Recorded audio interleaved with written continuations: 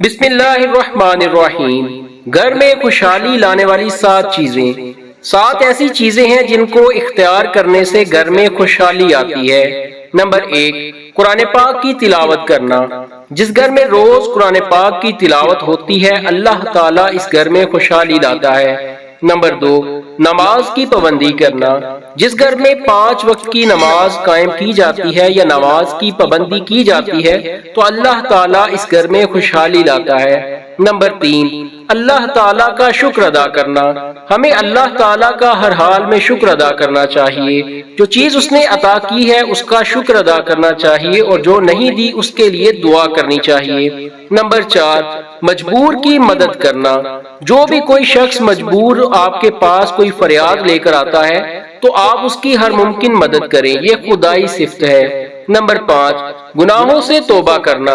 ہمیں ہر حال میں ہر وقت استغفار کرتے رہنا چاہیے اور اللہ تعالیٰ سے ہر وقت آسانیاں پیدا کرنے کی دعا کرنی چاہیے۔ نمبر 6، اپنے عزیز رشتہ داروں سے اچھا سلوک کرنا۔ نمبر 7، صبح کے وقت سورہ یاسین پڑھنا اور شام کے وقت سورہ واقعہ کی تلاوت کرنا۔